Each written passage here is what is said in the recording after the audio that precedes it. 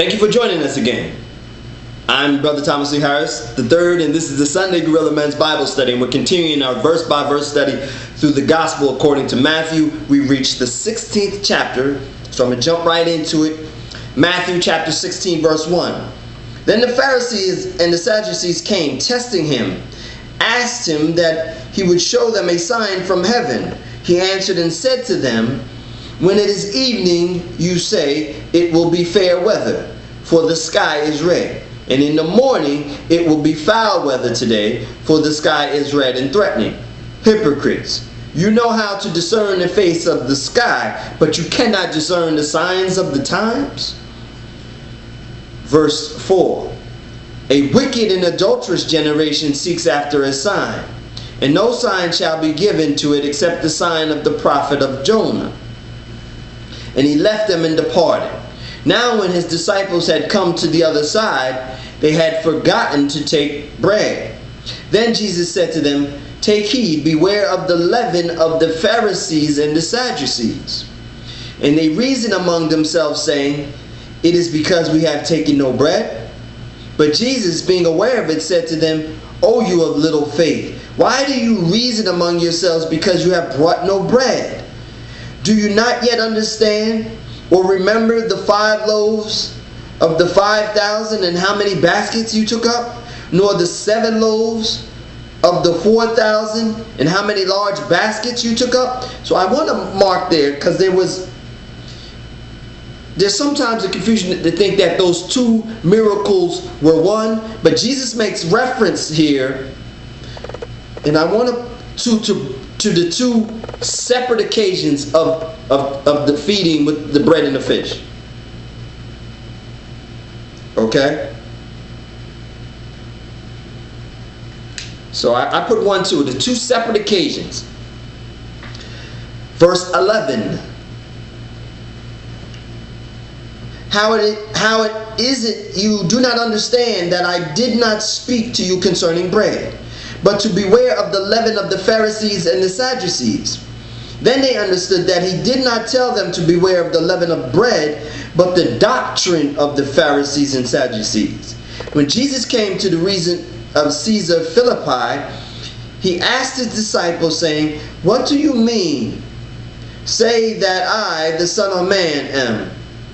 So they said, Amen. Verse 13 again. When Jesus came into the region of Caesar Philippi, he asked his disciples, saying, who do men say that I am? The Son of Man? Am. Verse 14. So they said, Amen. I want to go to chapter 16, verse 13 in the New King James, because it's reading funny. And that's why we keep 2, because the New King James, sometimes they leave words out in the translation. So verse 13. And also the printer can misprint. Amen. That's why we, come on, Spirit. Chapter 16, verse 13.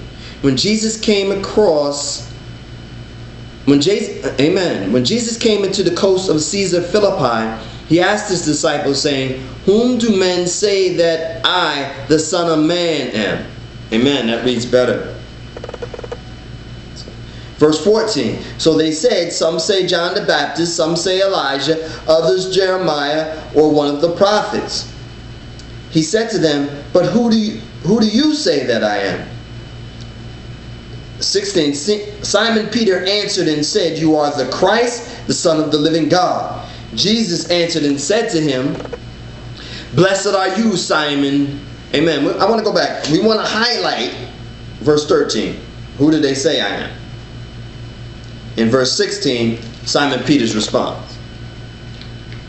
In verse 17, blessed are you, Simon Bar-Jonah, for flesh and blood has not revealed this to you, but my Father who is in heaven. And I also say to you that you are Peter, and on this rock I build my church. The gates of Hades shall not prevail against it. And I will give to you the keys of the kingdom of heaven. And whatever you bind on earth will be bound in heaven, and whatever you loose on earth will be loosed in heaven. Then he commanded his disciples that they should tell no one that he was Jesus the Christ. From that time, Jesus began to show his disciples that he must go to Jerusalem.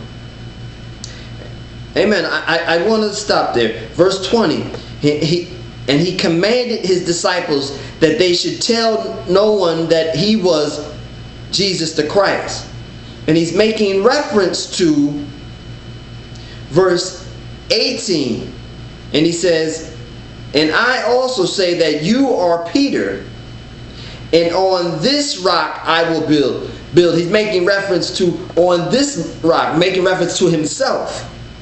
There's doctrines thrown around that he's making reference to Peter, because he confirms it in verse 20 when it says, then he commanded his disciples that they should tell no one that he was Jesus the Christ.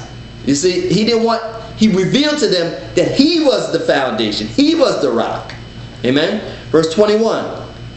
From that time, Jesus began to show his disciples that he must go to Jerusalem, suffer many things from the elders and chief priests and scribes, and be killed and raised on the third day. Then Peter took him aside and began to rebuke him, saying, far be it from you, Lord, this shall not happen to you. Verse 23. But Jesus turned and said to Peter, get behind me, Satan. You are an offense to me, for you are not mindful of the things of God, but the things of men. Then Jesus said to his disciples, if anyone desires to come after me, let him deny himself and take up his cross and follow me. So I highlighted that. And I got a cross in the margin to take up your cross. And I think I got time. I want to go back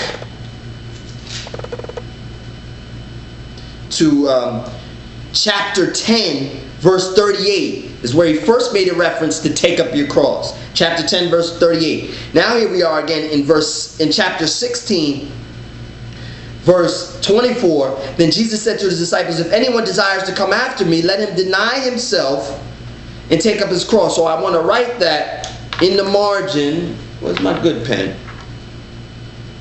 I want to write in the margin chapter 10, verse 24. Right?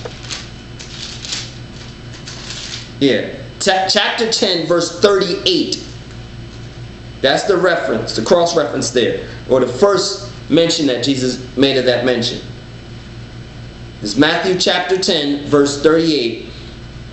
Is identical to Matthew chapter 16, verse 24. Amen. So verse 25 reads, for whoever desires to save his life will lose it, but whoever loses his life for my sake will find it. For what profit is it if a man gains the whole world and loses his own soul? Or what will a man give in exchange for his soul? I'm going to highlight that. Right? You can gain it all and lose it. What profit is it? For the Son of Man will come in the glory of his Father with his angels, and then he will reward each according to his works. Verse 28. Assuredly I say to you, there are some standing here who shall not taste death till they see the Son of Man coming in his kingdom. Amen. Amen. Good chapter. Amen. And that concludes the 16th chapter in the book of Matthew, the Gospel according to Matthew. God bless you.